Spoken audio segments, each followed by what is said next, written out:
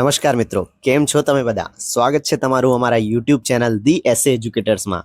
જેમ કે તમને બધાને ખ્યાલ છે, 12મી એપ્રિલે ટાટ એચએસની પરીક્ષા યોજાઈ હતી અને એની પ્રોવિઝનલ આન્સર કી આપણી સામે આવી ગઈ છે.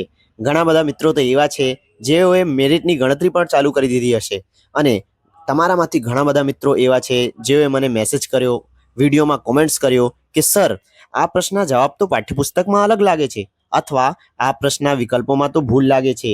અને જો તમને જ પણ એવું લાગતું હોય કે બોર્ડ દ્વારા જાહેર કરેલી પ્રોવિઝનલ આન્સર કીમાં ક્યાંક ક્ષતિ છે, તો હવે બેસી રહેવાનો સમય નથી, કારણ કે એક એક માર્ક્સ તમારા શિક્ષક બનવાના સફરમાં નિર્ણાયક સાબિત થઈ શકે છે.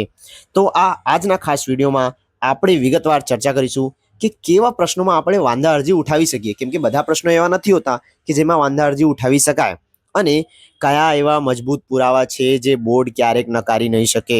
સાથે સાથે આપણે ચર્ચા કરીશું ટાટ એચએસની વાંધા અરજી કયા કયા પ્રશ્નોમાં અને કેવી રીતે સ્ટેપ બાય સ્ટેપ આપણે કરી શકીએ છીએ.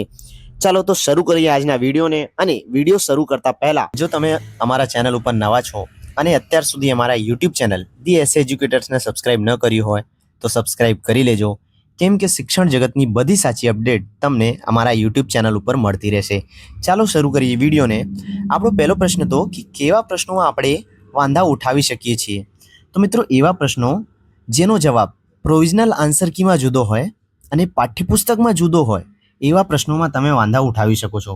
સાથે સાથે જો તમને એવું લાગતું હોય કે પ્રશ્નની જે ભાષા છે એ અસ્પષ્ટ છે, કાં તો પ્રશ્નની જે ભાષા છે એના એકથી વધારે અર્થ નીકળે છે, એવા પ્રશ્નોને પણ તમે ચેલેન્જ કરી શકો છો.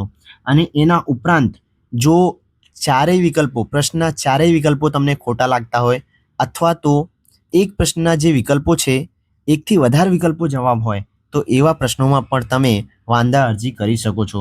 અને મિત્રો, એક વાત ખાસ ધ્યાન રાખજો કે તમને ખાલી લાગતો હોય કે આ જવાબ છે એના માટે તમે વાંધા કરો છો, તો એ માન્ય ગણાશે નહીં.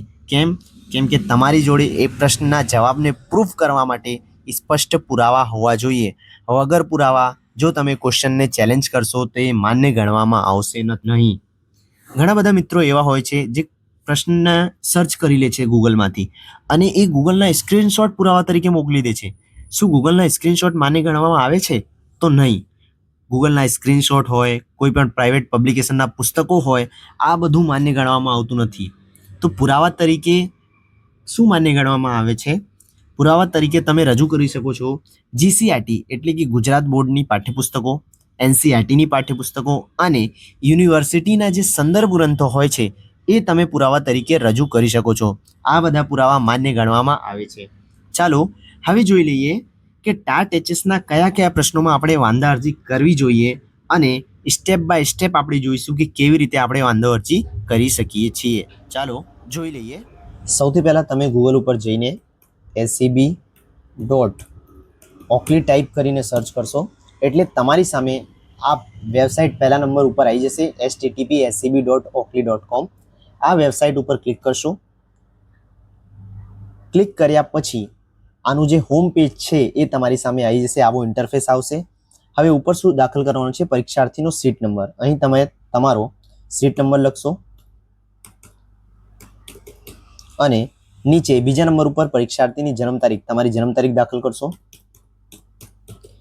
અને જન્મ તારીખ દાખલ કર્યા પછી નીચે એક ઓપ્શન આવશે આગળ વધો, આ ઓપ્શન ઉપર ક્લિક કરશો. ક્લિક કરતા જ એક આવું ઇન્ટરફેસ તમારી સામે આવી જશે. હવે શું કરવાનું છે? પહેલા ઓપ્શન ઉપર માધ્યમ પસંદ કરવાનું છે. તમારું માધ્યમ પસંદ કરશો. માધ્યમ પસંદ કર્યા પછી તમારો વિષય પસંદ કરશો. વિષય પસંદ કરી લઈએ આપણે. અને વિષય પસંદ કર્યા પછી પ્રશ્ન પસંદ કરશો. હવે પ્રશ્ન કયો પસંદ કરવાનો છે, કયા નંબરનો પ્રશ્ન પસંદ કરવાનો છે? તો તમે જે પણ પ્રશ્ન પસંદ કરો એ સિરીઝના પ્રમાણે હોવું જોઈએ. બીજા કોઈ પણ સિરીઝ હોય એ ચાલશે નહીં. તમારો જે પ્રશ્ન છે એ સિરીઝ, પેપરની એ સિરીઝ પ્રમાણે હોવું જોઈએ. એ સિરીઝ પ્રમાણે હું ક્વેશ્ચન પસંદ કરી લઉં. ધારો કે મેં એક ક્વેશ્ચન પસંદ કરી લીધો 81 નંબરનો. હવે પ્રશ્ન ઉમેરો, આ વિકલ્પ ઉપર ક્લિક કરશો. વિકલ્પ ઉપર ક્લિક કરતા જ તમારી સામે ક્વેશ્ચન આવી જશે. ક્વેશ્ચન આપેલો છે અને બોર્ડે જે જવાબ આપ્યો છે એ જવાબ પણ અહીં ટીક છે. હવે આપણો જવાબ શું હોવો જોઈએ એના માટે તમે રજૂઆત માટે વિકલ્પ પસંદ કરશો. અહીં તમે તમારો જવાબ પસંદ કરશો. તો મારો જવાબ બી હોવો જોઈએ મારા પ્રમાણે, એટલે મેં બી ઉપર ક્લિક કરી દીધું છે. પછી નીચે શું કરવાનું છે, ઉમેદવારની ટૂંકમાં રજૂઆત, તમારી જે રજૂઆત હોય એ ટૂંકમાં તમને અહીં લખવાની છે. તો રજૂઆત લખી દઈએ આપણે. ચાલો, મેં મારી રજૂઆત અહીં લખી દીધી છે. હવે શું પસંદ કરવાનું છે, નીચે પુસ્તકનું નામ લખવાનું છે. પુસ્તકનું નામ શું છે, પુસ્તકનું નામ છે ધોરણ 11 ગુજરાતી પ્રથમ ભાષા. પુસ્તકનું નામ છે, આ આપણે અહીં લખી દઈએ. એના પછી પ્રકાશકનું નામ લખવાનું છે. પ્રકાશક કોણ છે આનું, તો ગુજરાત રાજ્ય શાળા પાઠ્યપુસ્તક મંડળ, આ પ્રકાશક છે, આ નામ અહીં લખી દઈએ. એના પછી આવૃત્તિનો વર્ષ સિલેક્ટ કરવાનો છે 2016 અને અહીં પેજ નંબર દાખલ કરવાનો છે. જે પણ પેજ નંબર હોય પુરાવા તરીકે તમે જે રજૂ કરો છો એ પેજ નંબર અહીં લખવાનો છે. પેજ નંબર આવી જશે અને એના પછી ફકરો કે લીટી નંબર લખવાનો છે. જે પણ ફકરો, જે પણ લીટી નંબર હોય એ તમે અહીં લખી દેશો. અને છેલ્લે શું કરવાનું છે, રજૂઆતના સમર્થનમાં રજૂ કરેલ પ્રકાશિત આધાર, જે આધાર છે એ તમને રજૂ કરવાનો છે. એટલે કે એની PDF હોય કાં તો એની ફોટો હોય એ તમે અહીં સિલેક્ટ કરશો. હું સિલેક્ટ કરી લઉં છું અહીં ફોટો. આ પ્રશ્નના રજૂઆત માટે, આ પ્રશ્ને ચેલેન્જ કરવા માટે મેં જે પુરાવો રજૂ કર્યો છે એ આ છે. જોઈ શકો છો તમે, શુશ્રુષા એ આ અશુદ્ધ છે અને એનું જો શુદ્ધ વર્તની છે એ આ લખેલું છે. એટલે પુરાવા તરીકે મેં આ રજૂ કર્યો છે. આગળ વધીએ. હવે તમે શું કરશો, જો તમારે બીજા પ્રશ્ને પણ ચેલેન્જ કરવું હોય તો તમે અહીં જઈને પ્રશ્ન પસંદ કરી શકો છો. બીજું પણ પ્રશ્ન પસંદ કરી લઈએ અને પછી પ્રશ્ન ઉમેરો વિકલ્પ ઉપર ક્લિક કરી દઈશું. આ વિકલ્પ ઉપર ક્લિક કરતા જ નીચે તમારો પ્રશ્ન આવી જશે. જોઈ લો તમે, આ પ્રશ્ન આવી ગયો છે. હવે રજૂઆત માટે વિકલ્પ પસંદ કરો. અહીં તમારો જે જવાબ હોય એ તમને પસંદ કરવાનો છે. મારા મતે આ જવાબમાં, આ પ્રશ્નમાં ગ્રેસ મળવો જોઈએ એટલે હું ગ્રેસ ઓપ્શન પર ક્લિક કરીશ. અને હવે નીચે તમારી ટૂંકમાં રજૂઆત લખવાની છે. ટૂંકમાં રજૂઆત આપણે લખી દઈએ. મેં મારી રજૂઆત ટૂંકમાં લખી દીધી છે. હવે આગળ પુસ્તકનું નામ સિલેક્ટ કરીએ. પુસ્તકનું નામ શું છે, ધોરણ 11 વિષય આંકડાશાસ્ત્ર. આ પુસ્તકનું નામ મેં લખી દીધું. આગળ પ્રકાશકનું નામ લખવાનું છે. પ્રકાશકનું નામ ગુજરાત રાજ્ય પાઠ્યપુસ્તક મંડળ, આ પ્રકાશકનું નામ છે, આ લખી દઈએ. અને એના પછી લખવાનું છે આવૃત્તિનો વર્ષ. આવૃત્તિનો વર્ષ કયો છે, 2016. અને એના પછી લખવાનો છે આપણને પેજ નંબર. પેજ નંબર છે 140 અને ફકરો ને લીટી નંબર છે 26. હવે પુરાવો રજૂ કરવાનો છે. તમે પુરાવામાં ફોટો હોય કે PDF હોય બંને અટેચ કરી શકો છો. આમાં કેમ કે મારી જોડે 2 પેજ હતા, કેમ કે આ દાખલો છે તો મેં એક તો પુસ્તકનો પણ રેફરન્સ લીધો છે અને નીચે દાખલો ગણીને પણ બતાવ્યો છે. તમે જોઈ શકો છો, બતાવી દઉં તમને એકવાર. આ રીતે મેં પ્રમાણિત વિચલન કાઢવાની જે વિધિ છે, જે સૂત્ર છે એ પુસ્તકથી લીધો છે અને એના પછી નીચે મેં આખો પ્રમાણિત વિચલન કાઢીને બતાવ્યો છે. એટલે આ બંને તમે PDFમાં બનાવીને PDF અપલોડ કરી શકો છો. હું આ PDF અપલોડ કરી દઉં. PDF મેં અપલોડ કરી દીધી છે. હવે શું કરશો, તો નીચે જે સેવ બટન છે એ ઉપર ક્લિક કરશો. ક્વેશ્ચન 81 સ્થાનિક રીતે સાચવ્યો. હવે આ ક્વેશ્ચન પર સેવ કરી દઈએ. આને પણ સેવ કરી દીધો. હવે જેટલા ક્વેશ્ચન મેં ચેલેન્જ કર્યા છે અહીં દેખાશે, ક્વેશ્ચન 81 ને ક્વેશ્ચન 47. તમે જો ઈચ્છતા હો તો આની પ્રિન્ટ પણ તમે લઈ શકો છો.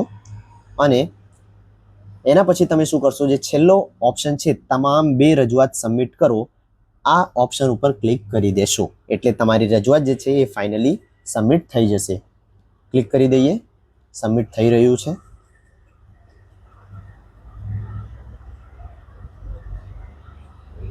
અને ફાઇનલી આપણી બંને જે રજૂઆત છે સબમિટ થઈ ગઈ છે. આવી રીતે તમે બધા ક્વેશ્ચનને ચેલેન્જ કરી શકો છો. હું અને મારી ટીમ સતત એવા પ્રશ્નો ઉપર કામ કરી રહી છે જેમાં ભૂલ હોવાની શક્યતા હોય, એના પુરાવો સતત શોધી રહી છે.